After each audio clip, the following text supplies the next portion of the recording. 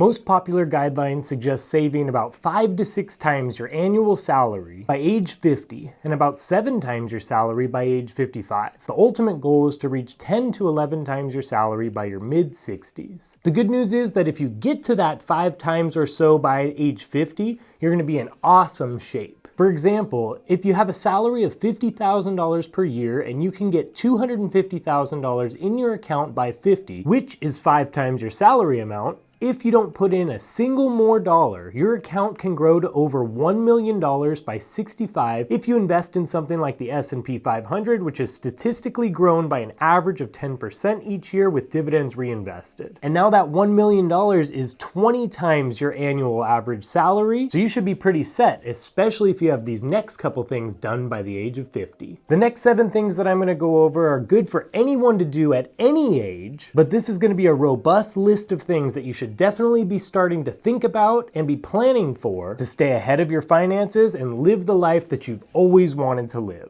My name's Nolan Govea. My students call me Professor G, and I made this channel to make investing simplified. Now please excuse this little shiner on my eye that I'm sure that you've already noticed. I took a little bit of a spill in Brazilian Jiu-Jitsu the other day, but the show has to go on. So the biggest goal that I think that anyone should have by the time they hit 50 is to make sure that they have no consumer debt. You may still have things like a mortgage, maybe even a car payment, but other than that, make sure that your credit card debt is down to 0, make sure your personal loans are down to 0. This is going to be key for a lot of the things that we talk about later in this video. Now obviously that's easier said than done, but the earlier that you get started on this and the faster that you start living within your income limit, the better. As Dave Ramsey says, act your wage. You know how much money you're pulling in, so stop buying things that are outside of that. This is the time to start getting very serious because no matter how much you invest, it's probably not going to outweigh bad spending habits.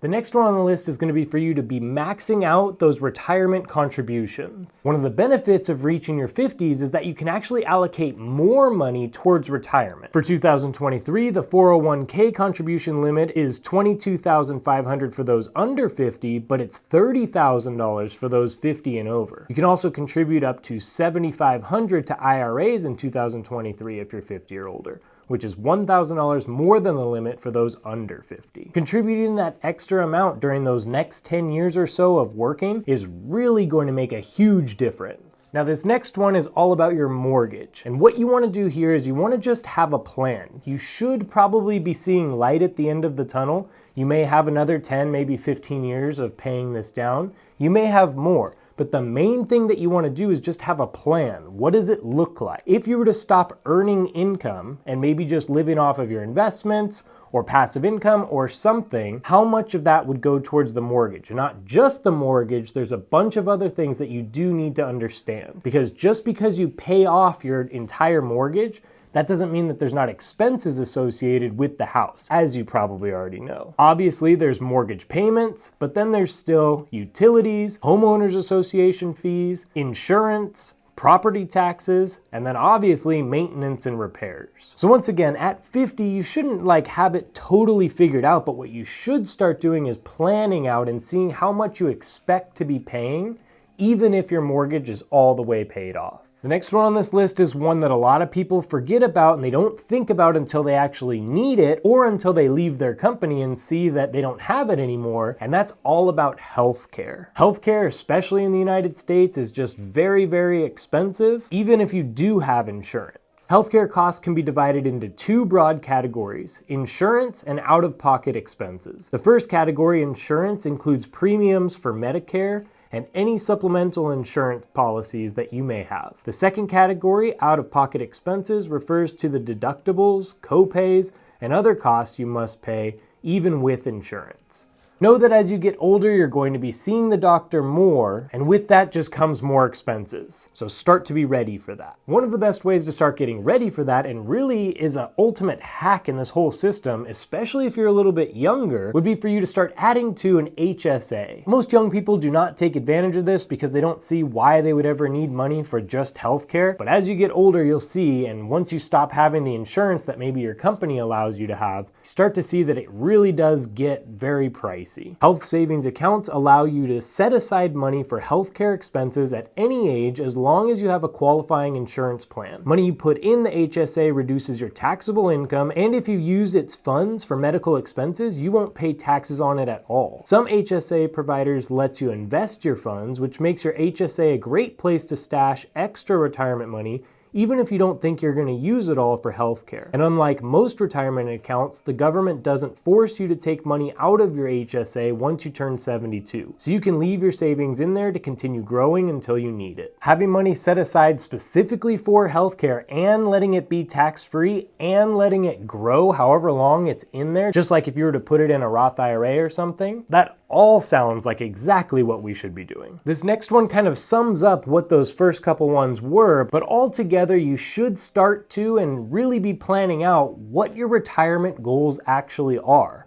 What does it actually look like? What do you actually want? This idea of retirement is kind of this big ambiguous thing or life event that we kind of don't really know until I guess we're there, but we can plan out some things. The reason why at around age 50 this is a great time to be starting to figure this out is because at this point you have a pretty good idea of how much it costs you to live every single month, as you'll have a better and more accurate idea of what it would look like 10 or 15 years from now, rather than if you were 20 and you're trying to plan this out for 40 years from now. The first one is, where will you retire? Some retirees stay where they are, but there are also plenty who change states or even retire abroad. When will you take Social Security? The average Social Security retirement benefit right now in 2023 was $1,782 per month, or about $21,384 per year. If you have enough in your retirement accounts, waiting to take Social Security will get you a larger benefit. Social Security retirement benefits are for workers 62 and older who have earned at least 40 credits. A credit in 2023 is defined as $1,640 in earned income. You may earn up to 4 credits per year. The size of your benefit checks depend on your average indexed monthly earnings over your 35 highest earning years and the age at which you begin benefits. Your full retirement age is 66 if you were born between 1943 and 1954, then it rises by 2 months every year thereafter until it reaches 67 for those born in 1960 or later. If you begin claiming at 62, you'll get only 70% of the standard benefit if your full retirement age is 67, or 75% if your full retirement age is 66. Every month you delay benefits increases your check slightly until you reach the maximum benefit at 70. This is 124% of your standard benefit if your full retirement age is 67, or 132% if your full retirement age is 66. Factoring in Social Security is great, but I'd also recommend trying to figure out how you can retire without the use of Social Security, and then when you do get that monthly check, it's just like icing on the cake. And then be thinking about how are you going to withdraw your money from the investments that you have. There are multiple retirement withdrawal strategies. You'll need to choose one that provides enough to live comfortably while also ensuring you don't run out of money. In this video, I talk about the new 3-fund portfolio. That is my favorite way to invest for anyone at any age, and it's so simple. I even break down the percentages of each depending on your age, so I'll link to this video in the description down below so you can watch that one later to learn how to use that best at and during retirement age. Now this next one is so big to me, and it's one that you could be working at any age,